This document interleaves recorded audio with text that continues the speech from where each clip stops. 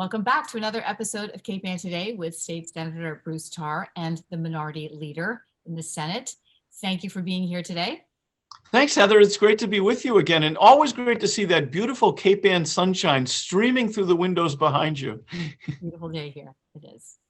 So there has been a lot of drama on Beacon Hill, particularly around the closeout sup. Tell us what the closeout sup is and where was the drama? What was that about?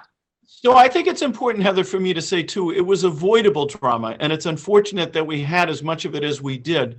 But just to go back, the closeout supplemental budget is the final supplemental budget that the legislature passes with regard to the prior fiscal year. So we know that we are now in fiscal year 2024. Fiscal year 2023 ended at the beginning of July, the end of June, beginning of July. And the closeout sup is a mechanism that we use to close the books on the prior fiscal year. If we have surplus funding, we spend that funding. If we have accounts in deficiency, we spend on those deficiencies and close them off so that all of the books are finalized. And the goal is generally to pass the closeout sup by around October 15th. And that's because that's the date when the comptroller tries to close the books officially based on the passage of the supplemental budget. So the comptroller does that when he receives the sup and then says to the world, fiscal year 2023 is done. And along the way, there are oftentimes things that crop up in a closeout supplemental budget. So in this case, there were about $15 million for disaster relief for communities that have been impacted by flooding and a whole host of things for which the federal government did not provide relief through FEMA. Importantly, there were in excess of 90 collective bargaining agreements that fund the employment contracts for state employees across a wide spectrum of state agencies. And the difficult thing about those collective bargaining agreements is that there's a two-part process. They have to be negotiated and agreed upon, and then the legislature has to approve actually funding them. And in many cases, those collective bargaining agreements had been agreed to as long ago as last May, and maybe even some before that. So those were in the closeout supplemental budget. And then, of course, there was the very controversial issue of funding for the humanitarian crisis that's been occasioned by the influx of migrants. And that comes in several different forms. There is money in the supplemental budget for our beleaguered shelter system, which is now over capacity, but also money for cities and towns that are hosting migrants and school systems that are hosting migrants. So when you add all that up, it was in excess of $250 million was also in the closeout supplemental budget. That's not something that would normally be in a closeout sup. But again, the situation arose, the governor put it in the budget bill, and the legislature needed to consider it. There was also money in the supplemental budget to address a unique problem that has to do with special education. So a couple of years ago, the Operational Services Division approved a 14% increase for tuition for students being outplaced from local school districts to specialized special education schools. The school districts all across the state weren't ready for that kind of a spike in the cost of outplaced students. So we had in the budget for this year increased the special education circuit breaker account, but for the prior year there was a lag and we needed to fill in that gap to make the school districts whole. So that was in the supplemental budget. And when you add all that up, it was about $3.1 billion. So the difficulty was normally we would debate and pass this bill while we were in formal session. And as we've talked about before, according to the joint rules, in the first year of the biennial session, we end formal legislative sessions on November 15th.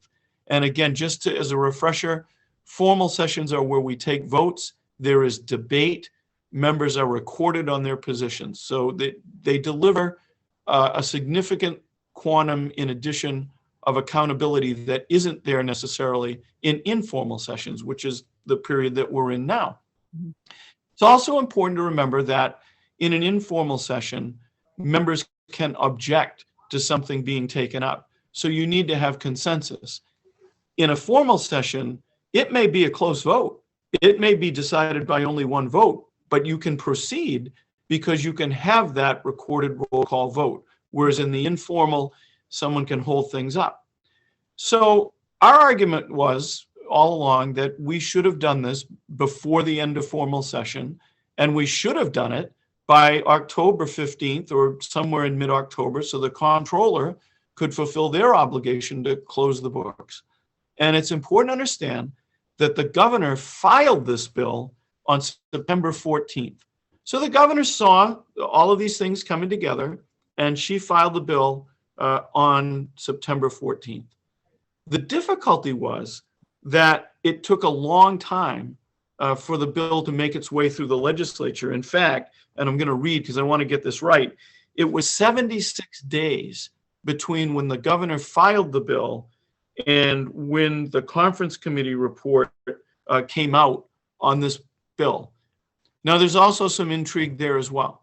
So when this bill was passed, the Senate got it with very little time to act, but we did act before the end of the formal legislative session. And when that happened, as we've talked about, normally the way to reconcile the differences in the two bills is to appoint a conference committee, 3 members of each branch, one of which in each branch needs to be a member of the minority party. That didn't happen for a significant period of time.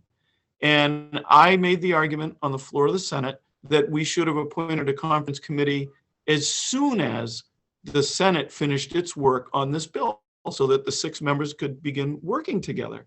Mm-hmm. That didn't happen. And I repeated on the floor, has there been a conference committee convened? And if not, why not? Well, ultimately one was. And ultimately the conference committee, when it finally did get appointed, reached an agreement, but we were past the November 15th deadline.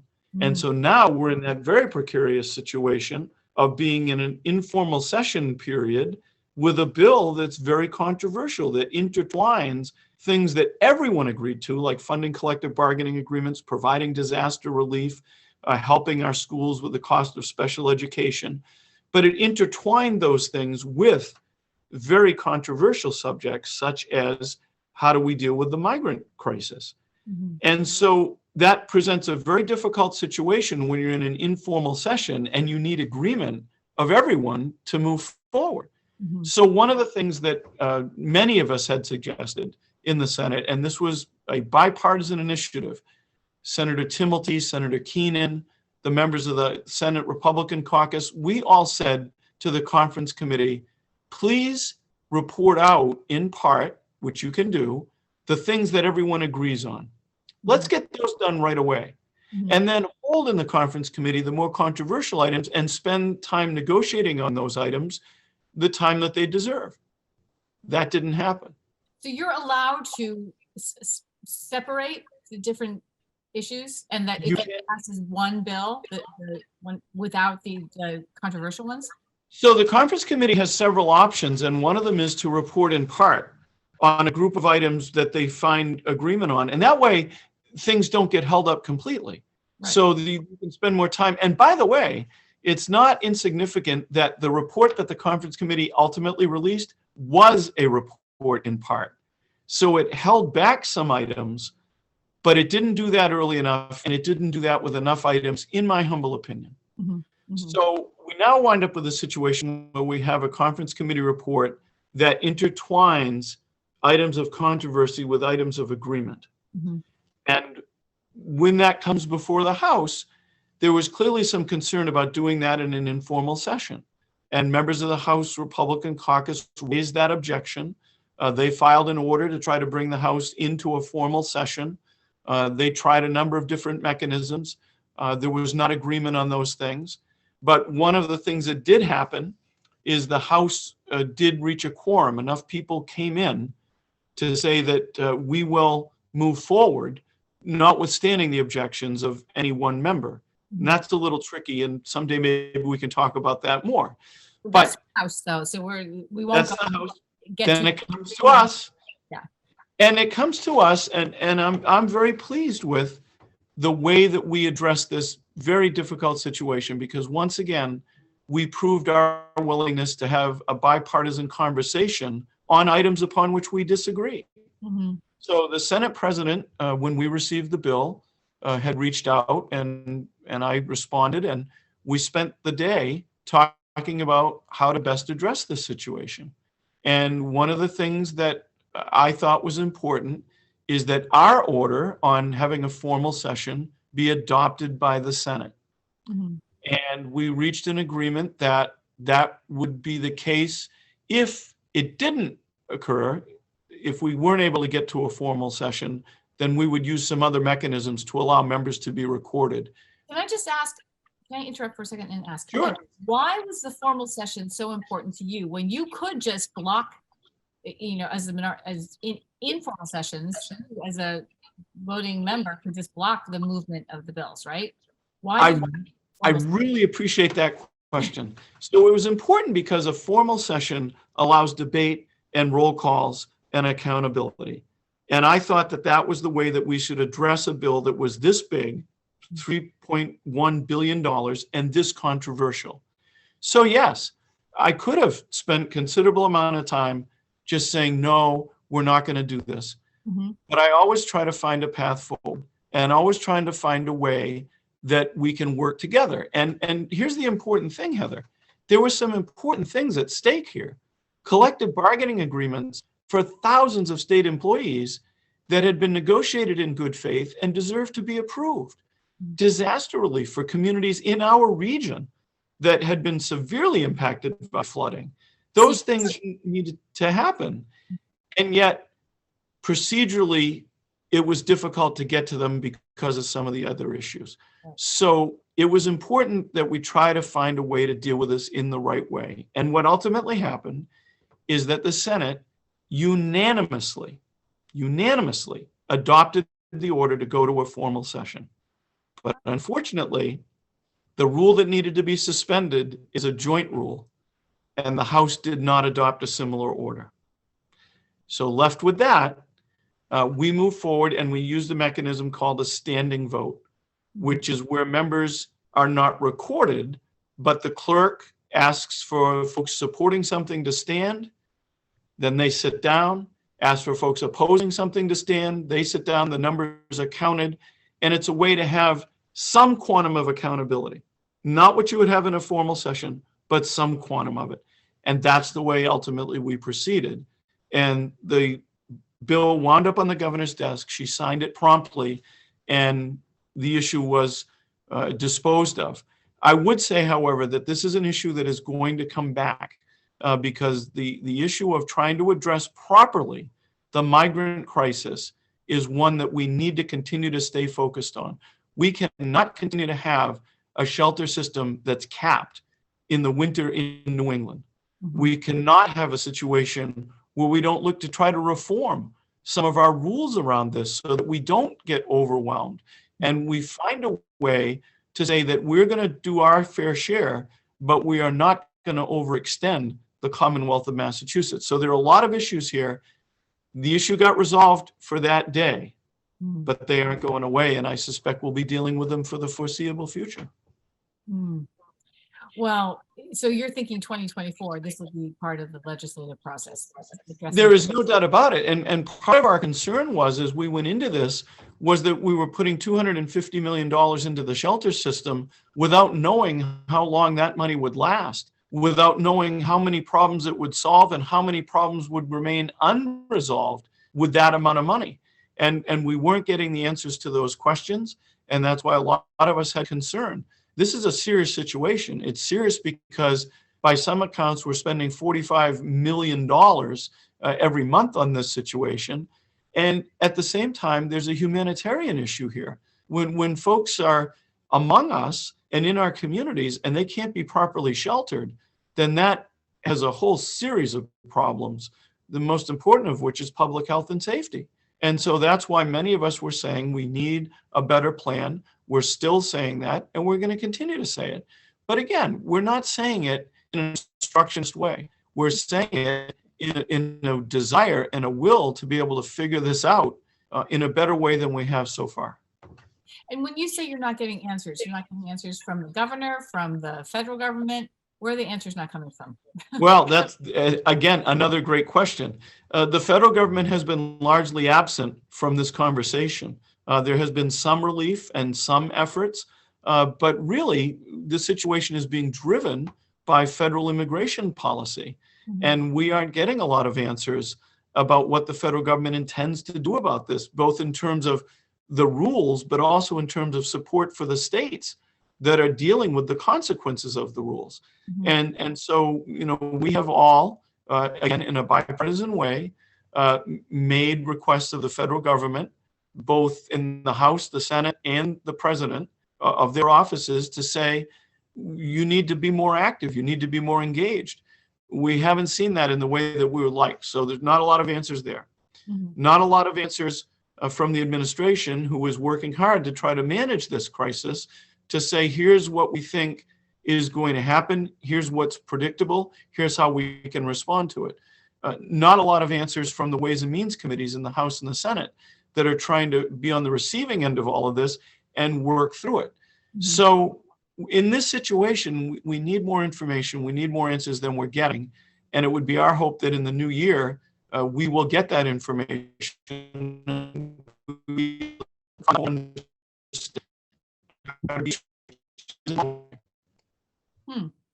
Our connection kind of fell apart.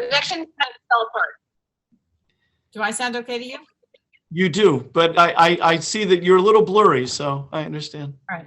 Well, let's end that conversation there, and we'll look forward to talking to you about this in the new year. And we all of us, in a very bipartisan way, hope there are answers to this violent situation, for sure. So, but you have been doing something kind of joyful in the past week or so. Tell us about that.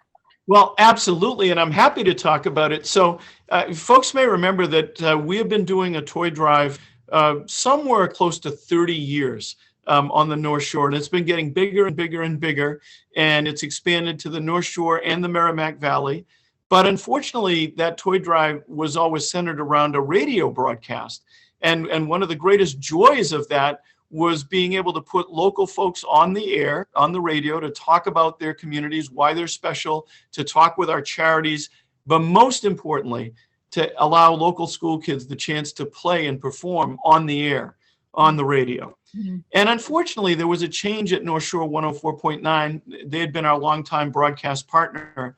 And so last year, we had to run the toy drive as an internet-only program. And so we did interviews, posted them to a wonderful website that was created by Greg Blagden at Cape Ann Web Design, and we kept the initiative alive. This year, we were able to partner with Costa Eagle Media, and they have 3 radio stations that they put to work for the task, for the toy drive.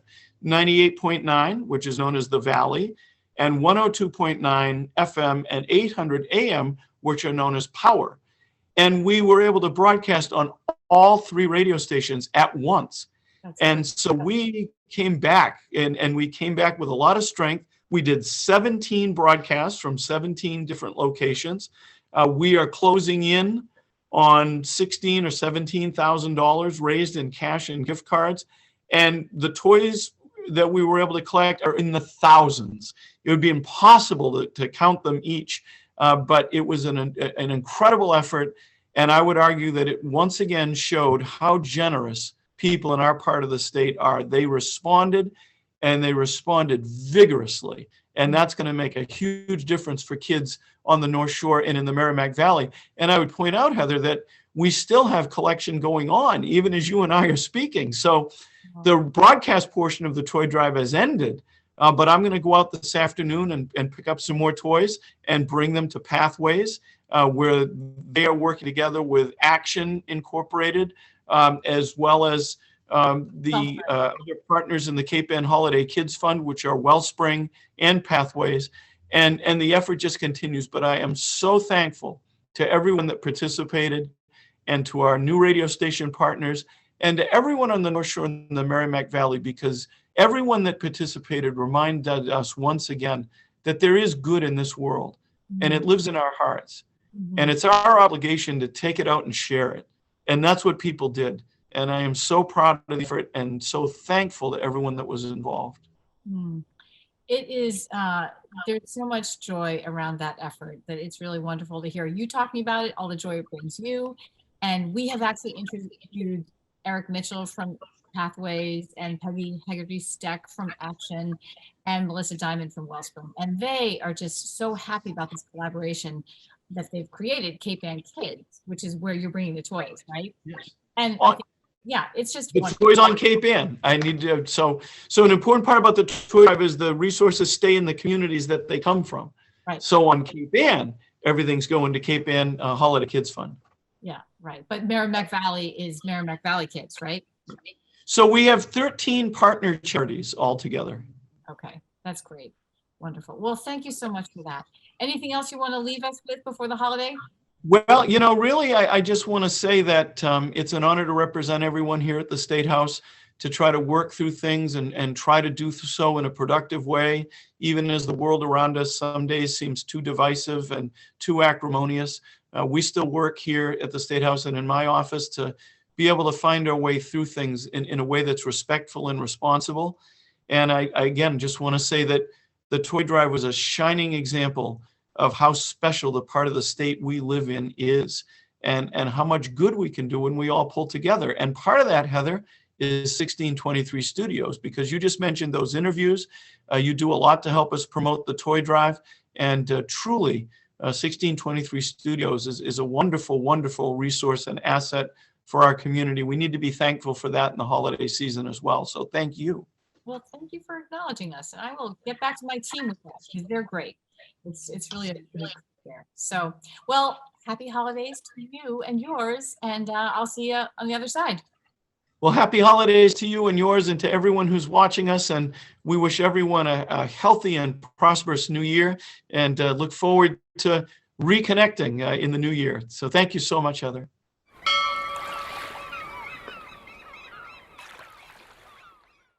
Interested in a sponsorship? Email sponsor@1623studios.org to learn more.